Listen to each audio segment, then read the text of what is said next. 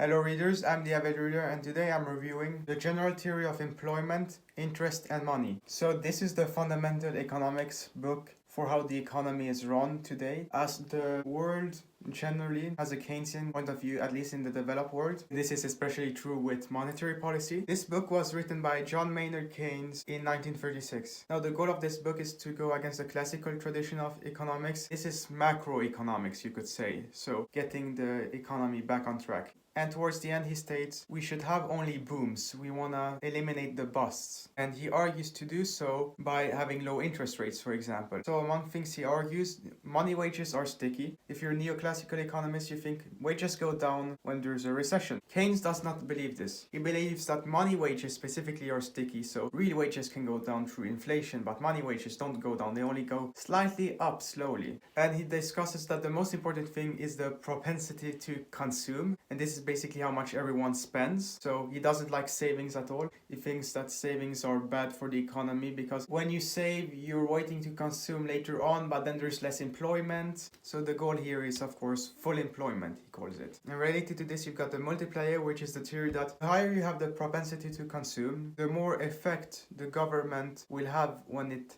spends money into the economy or creates jobs. For example, when the multiplier is strong, you have 100,000 jobs created by the government. You will somehow have 150,000 jobs created in the market outside. While when the multiplier is low, it would be something like 50,000. Keynes also talks about the inducement to invest, and he believes that you get more investment through having low interest rates. I don't think Keynes understands what investment is. I think he views investment basically, oh, it's easier to take out loans now to buy new capital. So Keynes basically views investment as consumption by businessmen, and savings is the devil for Keynes. And he's also sympathetic to mercantilism somehow. That's something he talks about at the end, that there isn't really anything that great with free trade in general, and that there is an interest for a country to have a positive balance of payments. And there's a lot of math here used in this book, so a lot of equations, so you're kind of confused when you read this, and a lot of advanced esoteric terms. What he talks about a lot is effective demand. He barely talks about supply, which is what the classical school traditionally did. So how would I rate the general theory of employment, interest and money?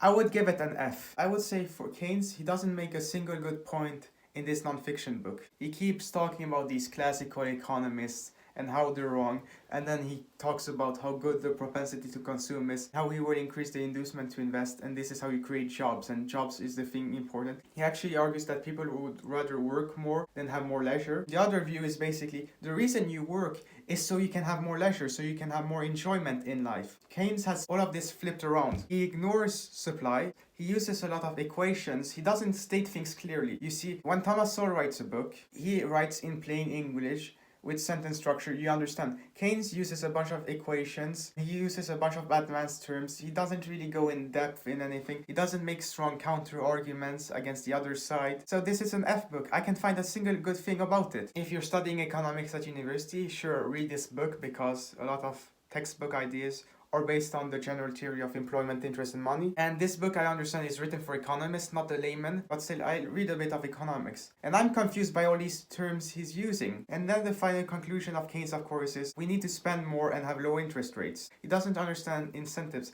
He doesn't understand how the boom and bust works. He doesn't discuss at all how government caused a lot of these problems. From this book I've read from Keynesianism, I'm not impressed. This is not a clear book. You're gonna get a headache from reading this. I think that there are much better economists, and they include, for example, Thomas Sowell and Basic Economics. That's an economics book that you will understand clearly and understand the importance of prices and why you have profits. So F. I can't even give it this number grade. That's how bad it is. Read Economics in One Lesson by Henry Hazlitt also. And check out my economics playlist, where you've got a bunch of other authors who make economics much more understandable than Keynes. This was the average reader's review of the General Theory of Employment, Interest and Money, written by John Maynard Keynes in 1936. It got an F. On this channel you can find many more economics videos, and there are a lot of other types of book reviews, so check them out. I will see you guys next time.